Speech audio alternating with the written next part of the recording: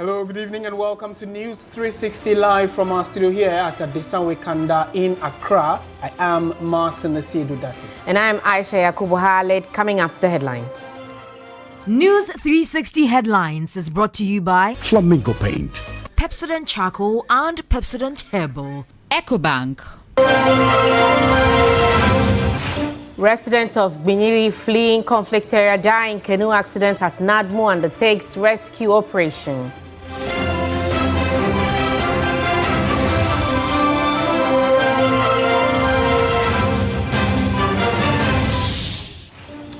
Five senior members filed to contest the New Patriotic Party's flag bearer race as party officially closes nominations today.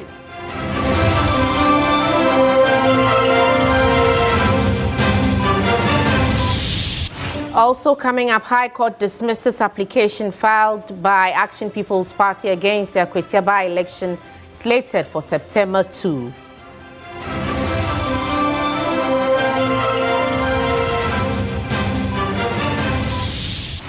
And later in business, Ghana's unemployment rate drops to 13.6% in 2024, but youth joblessness remains a major challenge.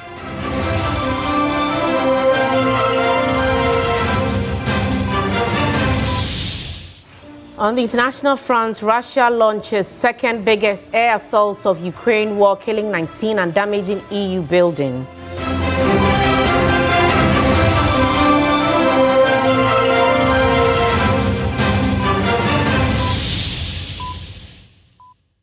We're live around the world on 3news.com. We're streaming on Facebook as well, and we always love to hear your interactions with us, so do let your comments come in. We're starting off on a rather sad note as an unidentified number of victims of communal conflict who were fleeing the Saula-Tuna Kalba district of the Savannah region have reportedly died after a canoe on which they were crossing the Black Volta around Digne-Tumbo enclave into neighboring Côte d'Ivoire capsized. Information gathered by TV3 revealed that 6 of the victims were rescued, with an unidentified number still missing. A search party has since been deployed by NADMO to search for the remaining missing persons. Several hundreds of victims fleeing the conflict are still stranded at Digne, Saula, and Tuna. Let's now cross over and engage my colleague Christopher Mwako, who has been on this development since it started. Good evening, Chris. Rather sad turn of events there. Now, tell us, has the search party found the remaining missing people, and what really happened with that canoe accident?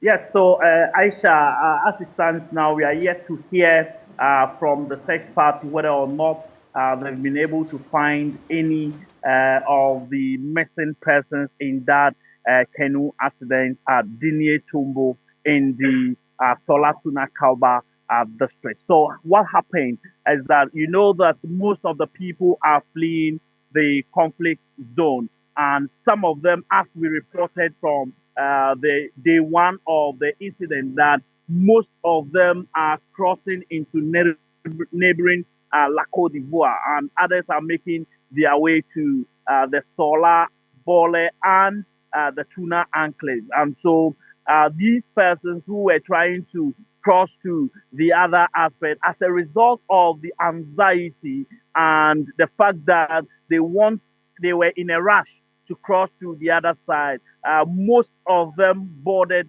that canoe.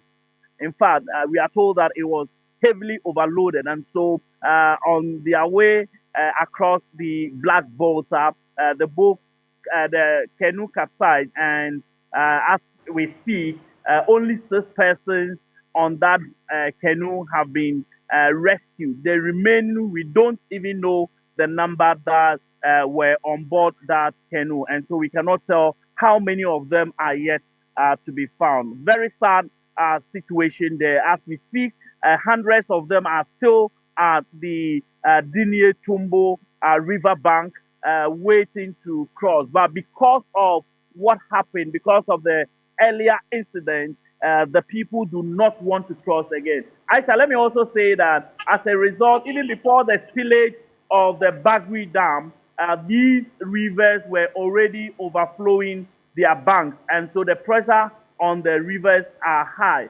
So that could account for the boat capsizing aside the overloading. The Savannah Regional Director of the National Disaster Management Organization has been speaking to us on this matter. Let's take a listen to what he's been saying.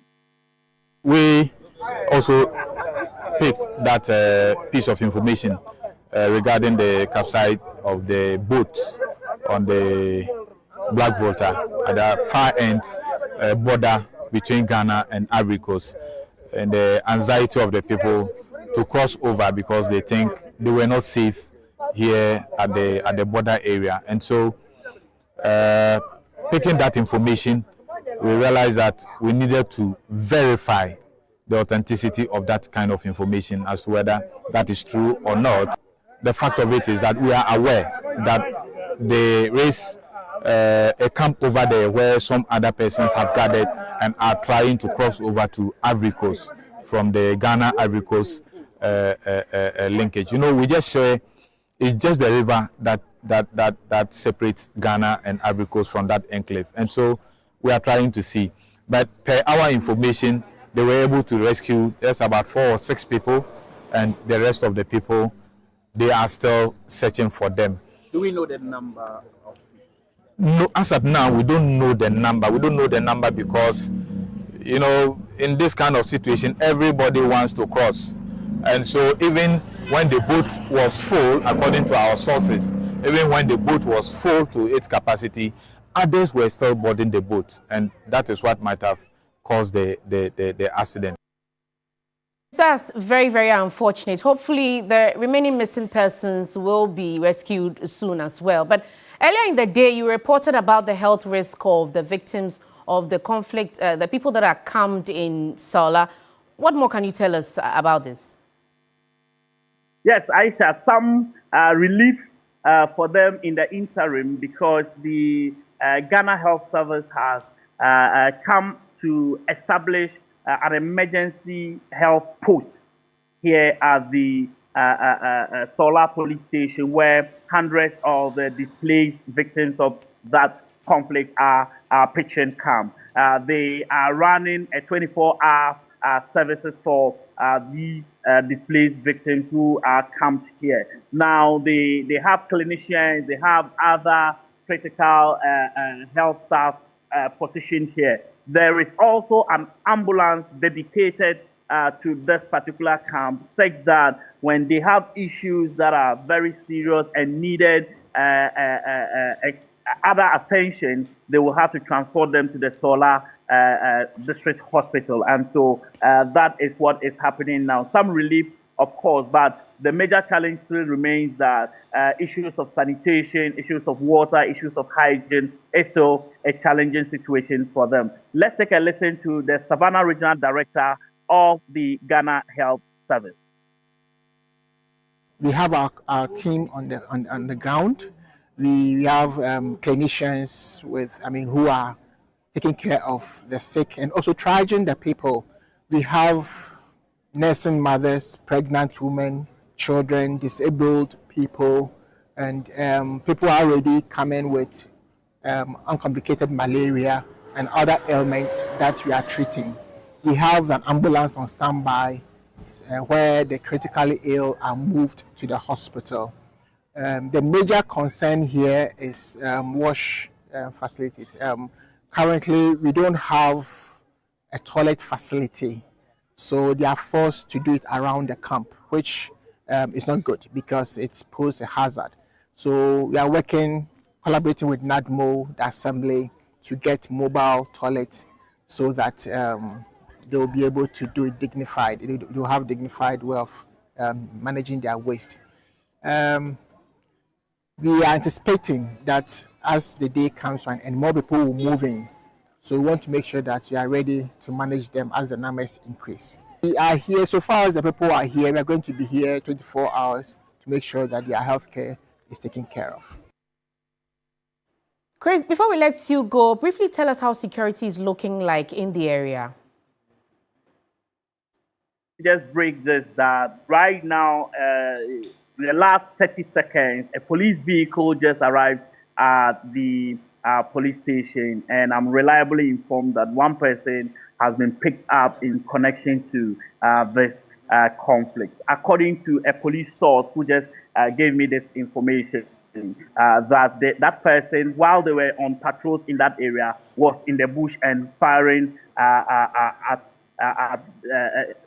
while in the community, and so they heard the gunshots, moved there, and they were able to arrest him. So currently, he's been brought to the Solar police station. That tells us that police visibility has been enhanced. We also have issues of the security, both military and police, trying their possible best to access the hard-to-reach areas where this conflict has escalated into. We also have the security ensuring that the curfew imposed on the Solar and Bola communities is as a matter of fact, being upheld by these residents in these areas. So security for now, I must say that in the last 24 hours, we've not reported any incidents of burning or attack on a community. Right. But what we do know that even yesterday, the security had indicated that they were on top of the issues and ensuring that calm is totally restored in the area. Right, Chris. Hopefully calm will be restored soon in Binyeri. Thank you very much for those updates from the Savannah region. Christopher Amako is our Savannah regional correspondent. Let's shift our attention to some other stories now. The Accra High Court has dismissed an application for interlocutory injunction by Action People's Party against the Akwatia by-election slated for the 2nd of September. The party challenged the Electoral Commission's disqualification of its candidate, David Ankoma, indicating that the EC notified him on short notice to present a tax clearance certificate. Lord Eduasare reports. The Action People's Party, in a statement of claim, indicated that the candidate, David Ankoma, had completed all the requisite processes, including ballot. Party, in a statement of claim, indicated that the candidate, David Ankoma, had completed all the requisite processes to determine his until the Electoral Commission inadvertently informed him on August 17 to present his tax clearance certificate the following day. The party noted that the short notice left them with little time for compliance since the clearance certificate is issued by the Ghana Revenue Authority at its own pace. In court on Thursday, the Action People's Party prayed for an order of interlocutory injunction halting the Akwatia by-election until the final determination of the suit challenging the EC's decision. But in his ruling, Justice Eugene Nante, presiding over the matter, averred that granting the application would not affect only the Commission, but candidates of other parties that were far advanced with preparations, including their finances and time management.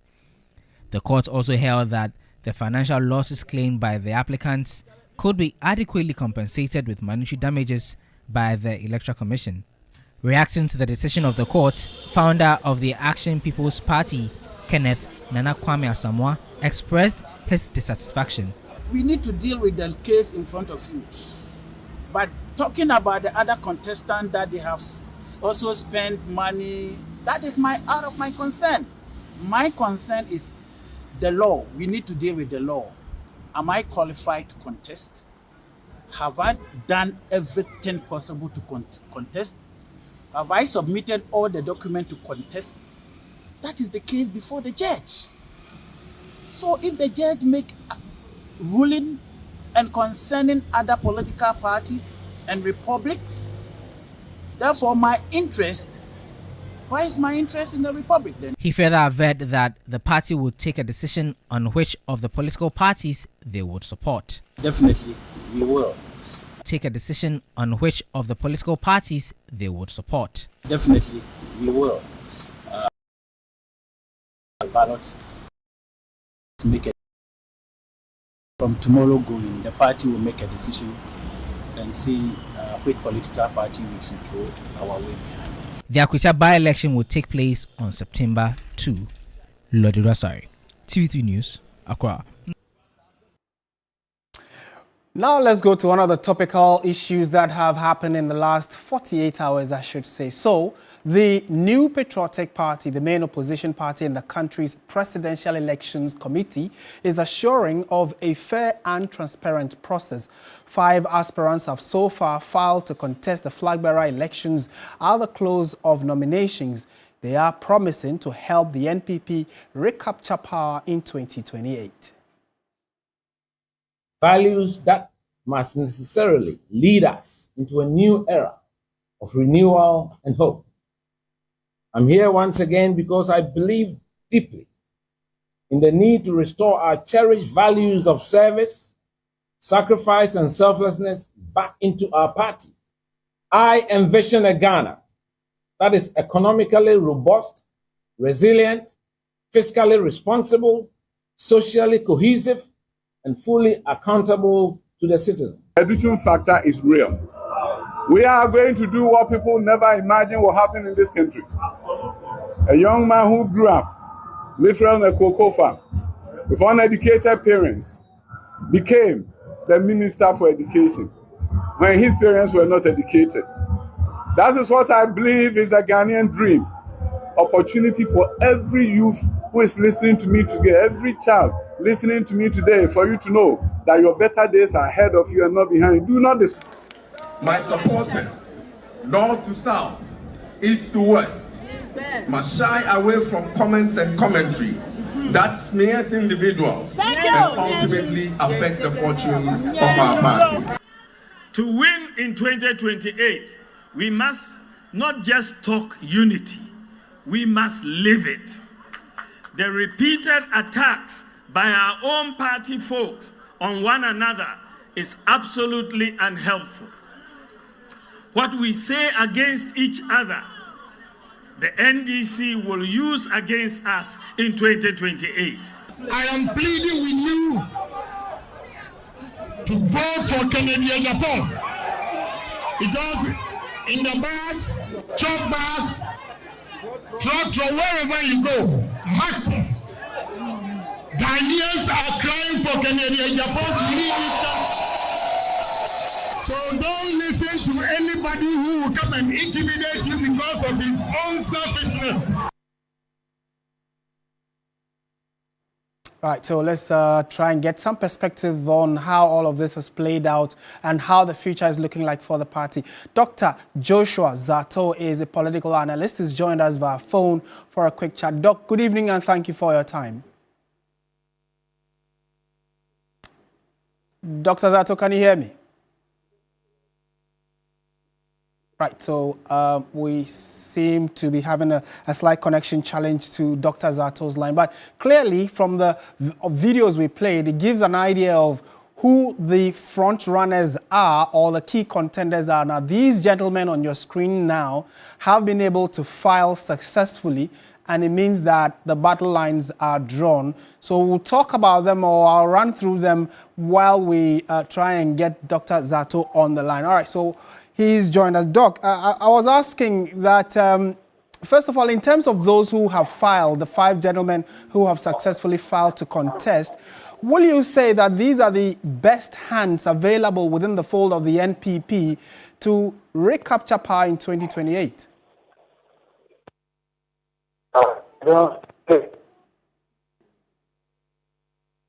Hello, Doc. Right, so seems the lines are a bit dodgy over there, but we're trying to pick the thoughts of a political analyst, Dr. Joshua Zato, on what he makes of this current race that has clearly been set for the NPP flag bearer slot. So we also know that the Presidential Election Committee of the party has put out a statement, and they say the committee is giving a full assurance to all stakeholders of its commitment to a transparent, credible, and fair process, guided by the party's institutional and regulations to ensure the integrity of the process. So who are these men who have filed? And they are those on your screen. So we have Kennedy Ejapong, Kwabena Ejapong, Dr. Brian Echampong, the former Vice President, Dr. Mahmoud Bawumia, and former Education Minister, Dr. Yaosei Educhum. So let's try one more time if we can get through to Dr. Zato. Doc, If you can hear me, I was asking that we know who the gentlemen are indicating to contest. Would you say in the fold of the NPP, these are the best hands so far to recapture power for the party? The best hands so far, I would just say that these are the men. Yes, these are the men that they've fouled so far. With what we know of them, can they do the job of recapturing power for the NPP? Yes, based on what we know about each one of them and based on their CV, and every one of them have what it takes to be president of the Republic of Ghana, each and every one of them has what it takes to bring their party back to power. That is clear, that's obvious. And what do you make of how the campaigns have gone so far, from the subtle undertone social media campaigns to the large crowd gatherings that we've been seeing around parts of the country? How does that come to you as a political watcher? So far, nothing unexpected has happened. You see, people have told and understand this. Internal party elections are difficult. They are chaos, and they bring out some of the best and worst in political parties. Every political party goes through such a ritual. It's the most difficult to think that yesterday you and we are friends, we are colleagues. Probably we sat together in cabinet or we sat together in parliament. Tomorrow we are protesting against each other. It's difficult, and political people difficult.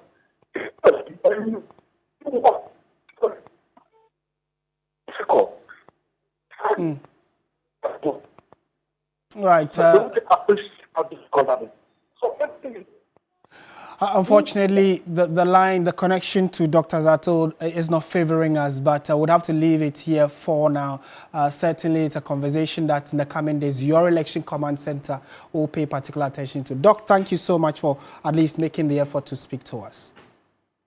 Away from politics, the Ayisha Municipal Security Council says it is considering an injunction to ban subsequent homo activities in Teshi to ensure safety in the area. It follows youth clashes that killed 3 persons earlier this week, leaving families in agony. The District Police Command tells TV3 efforts are underway to arrest and prosecute culprits.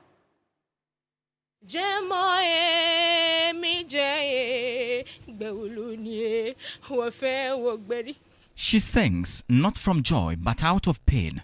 Her 30-year-old brother, who is a father of 4, was caught up in a dramatic crossfire and died a day after being rushed to the hospital.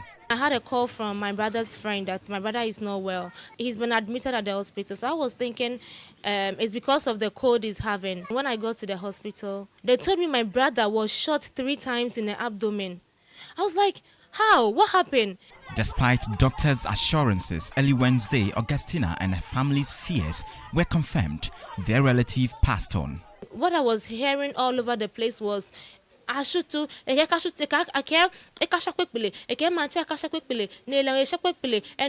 and that. On Tuesday, August 26th, a youth clash in the Teshi traditional area marred the Pokpoe sprinkling ceremony, an event which is part of the Homoho festival.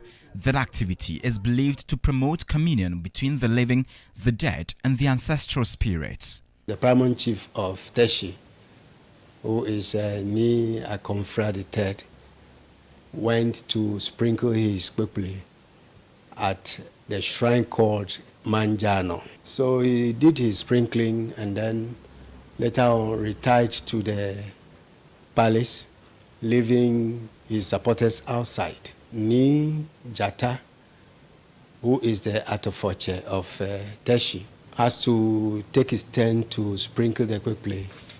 As he entered the Manjano, then the supporters of the paramount chief started hailing stones and then bottles, and then gunshots started firing here and there.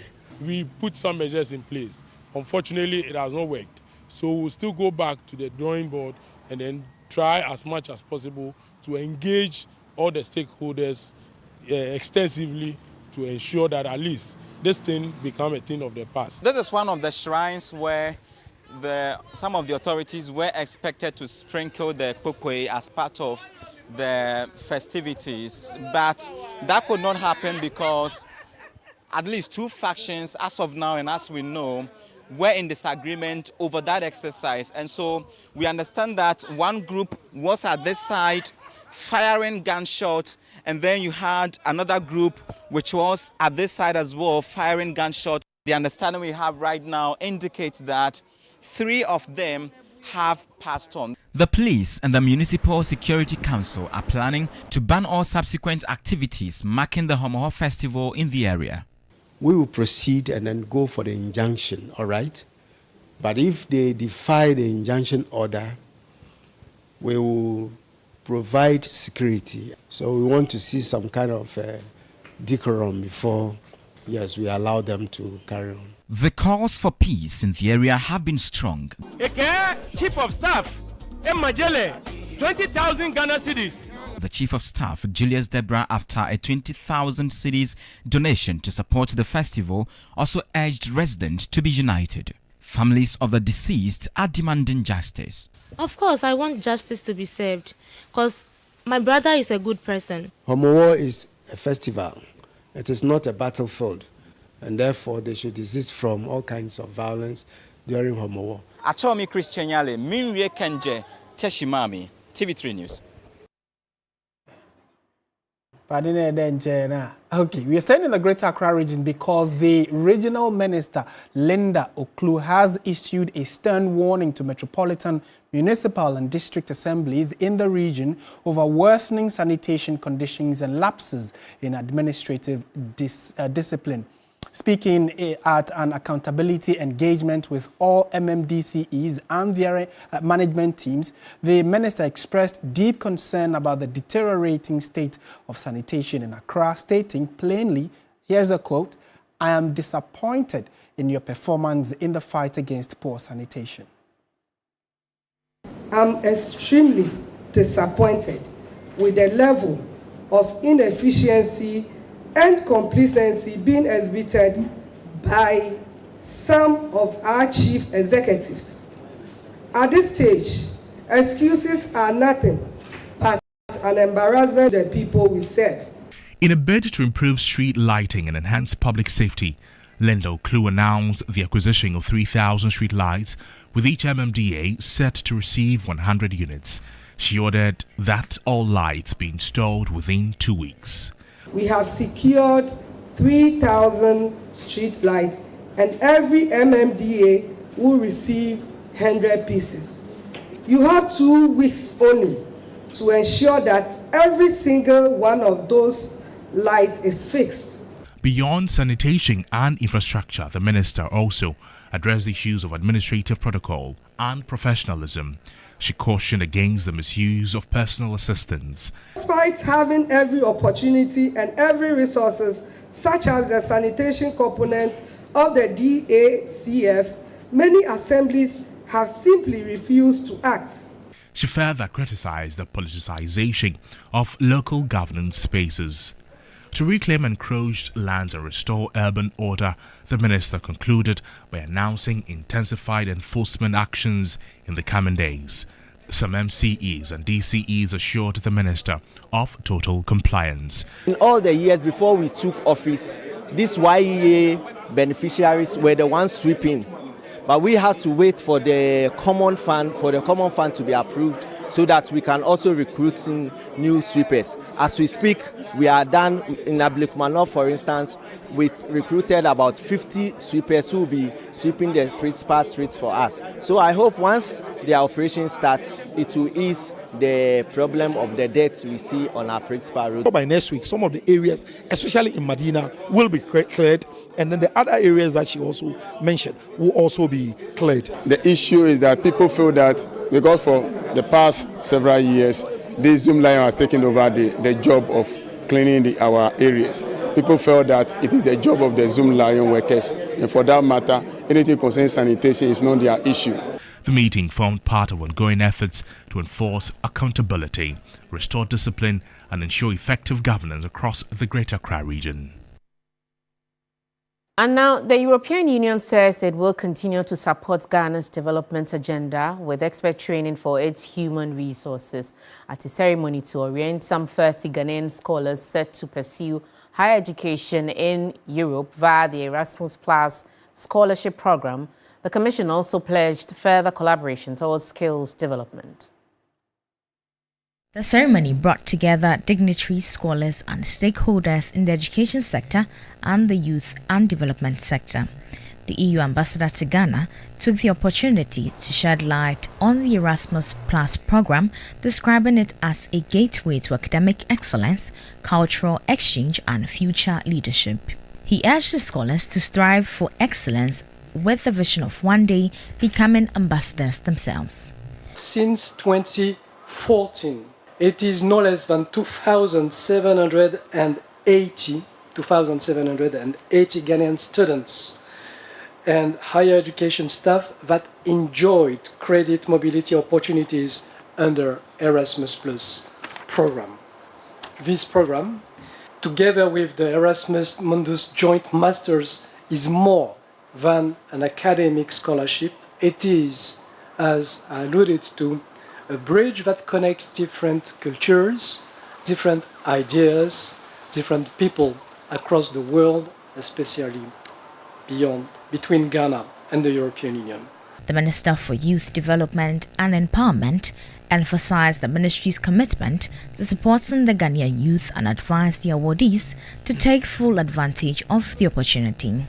At the Ministry of Youth Development and Empowerment, we regard education and advanced skills training not merely as individual achievements, but as a strategic national imperative. They form a core pillar of our national researching agenda, which seeks to build a generation equipped with the technical expertise, discipline, and visionary leadership required to sustain a dynamic modern economy.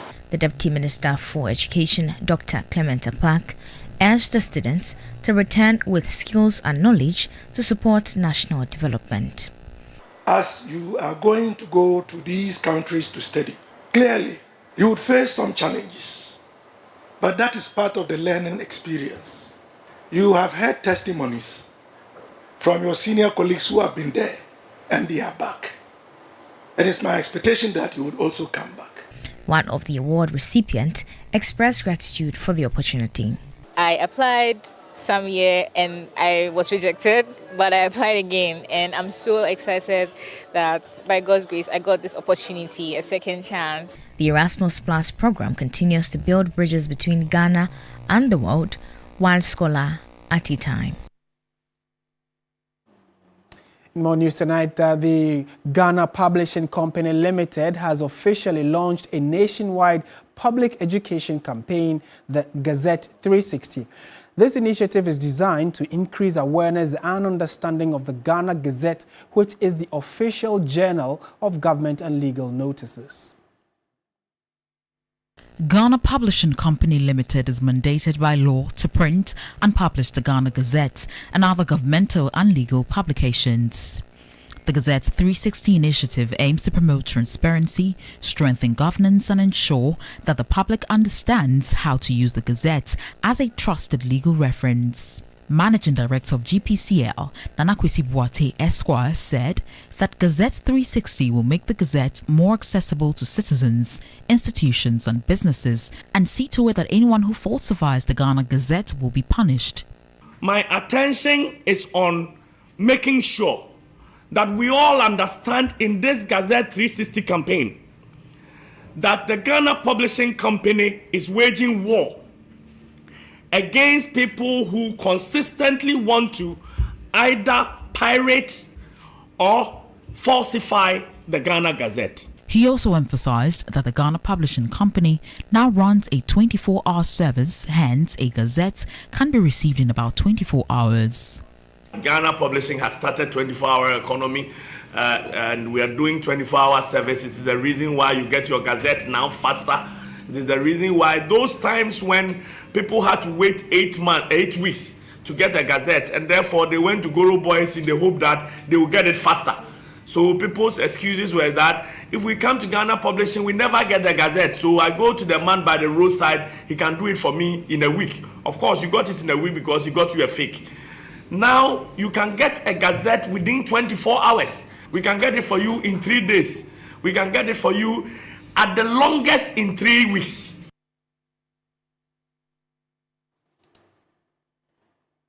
You're still watching News 360. Stay with us. We have business for you right after this.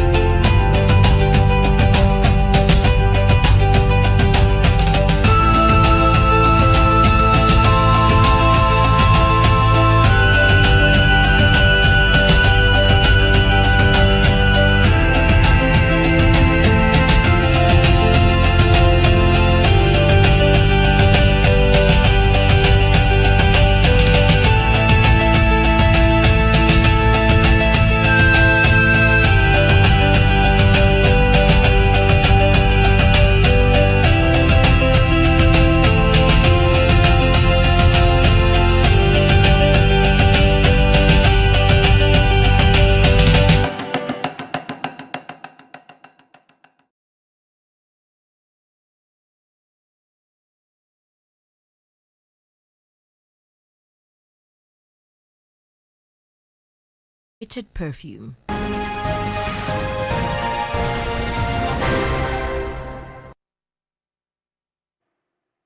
Hello, good evening, and welcome to the business segment on News 360. I am Minu Aful. Ghana's national unemployment rate saw a modest decline in 2024 falling to 13.6% from 14.6% in 2023, according to the latest data from the Ghana Statistical Service. The new figures published in the annual Household Income and Expenditure Survey, the fourth quarter labor statistics 2024, reflects a 1 percentage point improvement in the country's overall employment situation. The Ghana Statistical Service report also revealed that total employment rose to 12.73 million, an increase of 1.15 million jobs compared to the previous year. However, the report highlights a significant and persistent issue of youth unemployment. The data shows that 22.5% of Ghanaians aged 15 to 35 are unemployed. Government statistician Dr. Alhassan Idrisu recounts. Employment is growing, but too many jobs remain informal and insecure. Youth unemployment and also the NEET group, that is those that are unemployed, they are not in education and they are also not observing any training, are alarmingly high, keeping millions out of both work and education. We've seen that regional gaps are widening, with Accra and Ashanti recording both high employment and high unemployment rates, while northern regions struggle. Again, long-term unemployment is becoming entrenched, trapping thousands in prolonged joblessness. While more jobs were created, the number of unemployed people also rose by approximately 200,000 in the fourth quarter of 2024 compared to the same period in 2023. This indicates that Ghana's labor force is growing rapidly, outpacing the economy's ability to absorb new entrants, a situation that continues to fuel unemployment, especially among the youth. We are proposing that there's a scale-up of apprenticeships, graduate employment schemes, and also job placement services. We recommend also that government should provide affordable credit to small businesses to boost job creation, especially for women and youth. For the private sector, there will be the need to offer structured internships and entry-level roles for young people. There would also be the need to partner with universities and training institutions to align education with workplace needs. The report also underscores the intense pressure on first-time job seekers and recent graduates who continue to struggle despite the broader gains in the labor market. Away from that, government is set to borrow a significant amount from the domestic market with a planned issuance of 6.72 billion cedis in treasury bills. This is government's latest effort to manage liquidity and refinance maturing debt obligations through short-term domestic borrowing. The move follows a recent auction where government fell short of its borrowing target. It raised 5.75 billion cedis against a target of 6.42 billion cedis, resulting in a shortfall of 673 million cedis. The average yield on the previous auction was approximately 12%. Government is seeking to raise 6.72 billion cedis on Friday, August 29, in Treasury bill auction through the 91, 182 and 364 day bills. The continuous reliance on the Treasury bill market underscores government's strategy to secure financing, especially with limited access to international capital markets. Treasury bills, which are debt instruments with maturities of 1 year or less, have become a key tool for the government to meet its financial obligations. In more news tonight, Zenith Bank Ghana Limited and Visa, a world leader in digital payments, have launched a new fleet solution for corporate and enterprise customers. This innovative solution aims to digitize fleet and fuel expenses, providing enhanced visibility and accountability for businesses. The innovative solution will allow enterprises equip their drivers with the ability to pay for fuel and vehicle-related expenses while maintaining control and oversight through detailed reporting and controls on the fleet management platform. Zenith Bank, in strategic partnership with Visa, has unveiled this pioneering initiative to support fleet operators of all sizes. For Zenith Bank's divisional head of SME retail and digital banking, Kwame Adade, the solution bridges the gap between banking and fleet operations, enhancing efficiency, boosting security, and offering unmatched flexibility. This kind of solution, especially for the smaller business owners, will help them manage the few drivers they have. It will help them manage their cash better. It will help them track, because it's sometimes difficult for them to track how much fuel they spent on what car, how much maintenance they spent on what car. So it also helps them take decisions as to, look, I think this car is beginning to be a drag on my business. I need to change it, all those things. So it gives them a complete overview of everything that they need. And it's a web-based solution, so they can actually track it from wherever they are and see what their cars are doing. For Visa Ghana, this launch marks a significant chapter in the country's digital payment story. Country manager Fabrice Conan says it couldn't have come at a better time. We are driving efficiency, accountability, and transparency for businesses of all sizes. This launch today is not about a product launch. It's signaling an ambition of a new chapter in the Ghana payment story, one defined by collaboration, innovation, and shared progress. The collaboration firmly places Zenith Bank at the forefront of digital banking innovation, giving businesses greater control, visibility, and efficiency to power long-term growth. Time now to take a look at how the cedi is faring against major trading currencies and how some of our key commodities are also faring on the global market.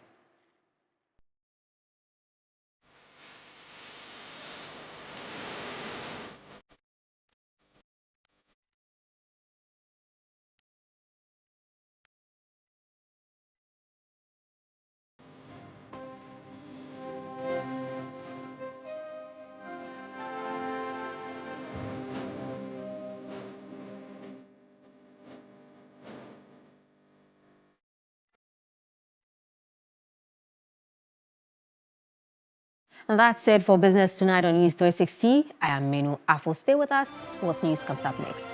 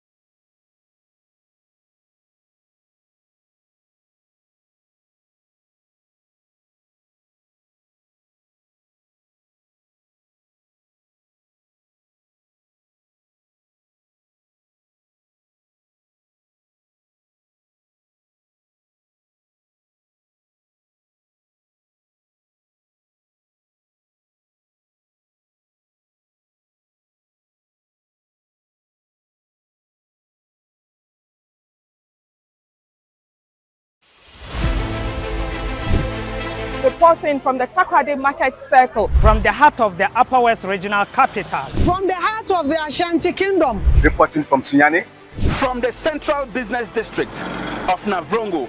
The parliamentarians are on recess. This is where it all unfolds, the moments that potentially alters the course of our nation and the world. These are the individuals we recognize, the voices we amplify, who appears on screen and who contributes behind the scenes.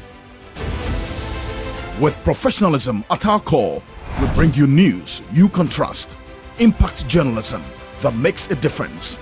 This illustrates how diverse perspectives enhance our strength and reinforces our mission. This is 3 News, leaders in breaking news, exclusive interviews, facts and analysis on TV, radio, online and digital. 3 News, first in news.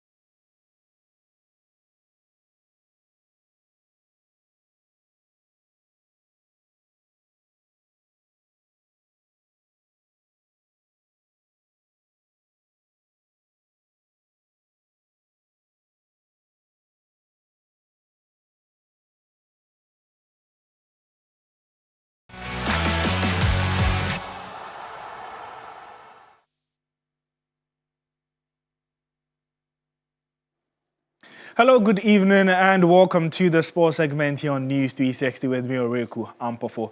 The draw for the league phase of the 2025-2026 UEFA Champions League has been completed, mapping out the road to Budapest, where the final will be staged at the Puskás Arena on May 30, 2026. Both Liverpool and Manchester City will face 15-time winners Real Madrid in the league phase of the competition, while Tottenham and Newcastle must both play holders Paris Saint-Germain. As well as coming up against Trent Alexander-Arnold and Real at Anfield, 6-time winners Liverpool face Atletico Madrid and beaten finalists Inter Milan in their 8 games, with Pep Guardiola's City taking on Napoli in what would be a homecoming for Kevin De Bruyne and Borussia Dortmund. Chelsea face giants Barcelona and Bayern Munich, while Arsenal host Harry Kane's Bayern and Inter as well. Newcastle's return to the competition includes a trip to the St. James's Park for Barcelona, while Tottenham, who qualified by winning the Europa League, play Dortmund and Monaco. The first matches will be played on Tuesday, September 16, and the last round of league phase games will take place on January 28, 2026, with the exact scheduling to follow in the coming days.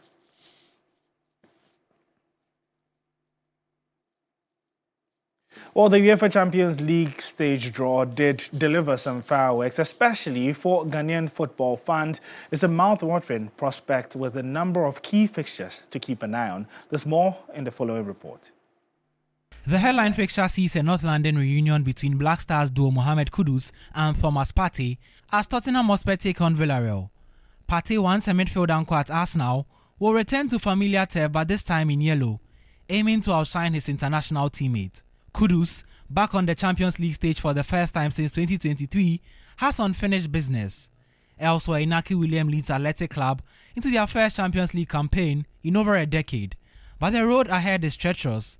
Paris Saint-Germain, Arsenal, Dortmund, Newcastle United and Karabakh, led by fellow Ghanaian Emmanuel Adai, stand in their way. There's also excitement for Kamaldeen Sulemana and Ibrahim Sulemana, who will test themselves against the best. Their group includes defending champions Paris Saint-Germain, Chelsea, and a clash with Inaki's Bilbao. They will also take on Mohamed Fousseyni's Union Saint-Gilloise, who are making their debut in the tournament. Fousseyni and his Belgian side face a brutal baptism of fire up against giants Bayern Munich, Inter Milan, Chelsea, and the gauntlet that includes Atalanta, Newcastle, and Galatasaray. It's been over a decade since a Ghanaian last lifted the prestigious trophy, Michael Essien with Chelsea in 2012. Could this be the year that the drought finally ends? Or you can get some more stories on our social media handles at 3 Sports GH. My name is Oreku Ampofo. Up next on the bulletin is entertainment.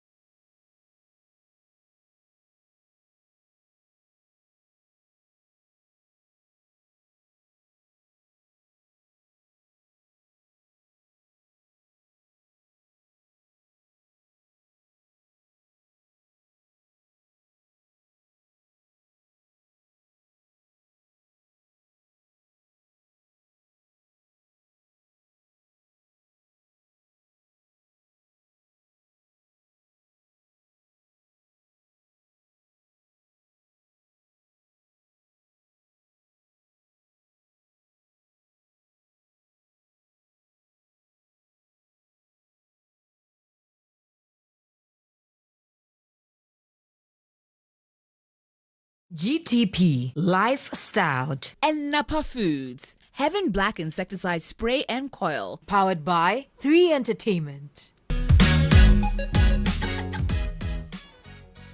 Let's now enter the world of arts and entertainment for some tidbits from the industry.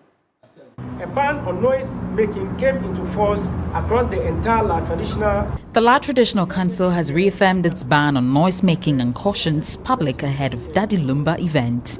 In a press briefing, Jeffrey Tete, Assistant Secretary of the La Homowo Planning Committee, urged the public to strictly observe the prohibition, which remains in effect until September 5 as part of the Homowo Festival traditions. This reminder comes ahead of a planned week-long celebration in honor of the High Life legend Daddy Lumba, scheduled for August 30th at the University of Ghana Sports Stadium.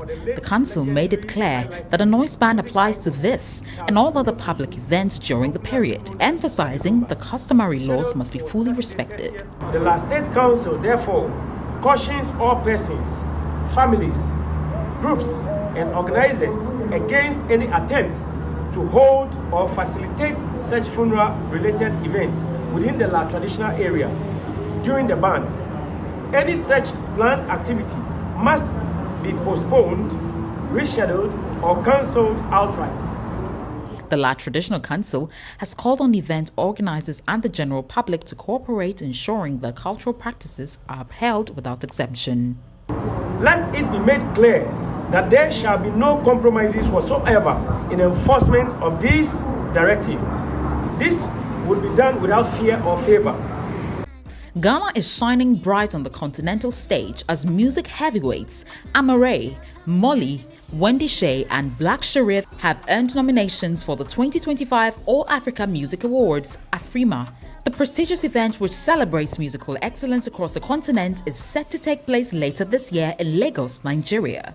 These Ghanaian talents are joined by several other top West African artists, making this year's edition a thrilling showcase of the region's vibrant music scene, with categories ranging from Best Female Artist in West Africa to Song of the Year. Fans eagerly await to see who will take home the golden microphones. AFRIMA continues to be a key platform recognizing Africa's musical brilliance, and Ghana's strong presence at the 2025 awards is a testament to its growing global influence in the industry. Take it to the max. Take it to the max. Please just rewind. Let me shake it to the max. And that's it for our package this evening. Thank you so much for watching. I am Martin Asiedu-Dartey. And I am Ayisha Yakubu. Ghana Tonight is at 10 p.m. with Alfredo Kansi. Stay tuned and enjoy.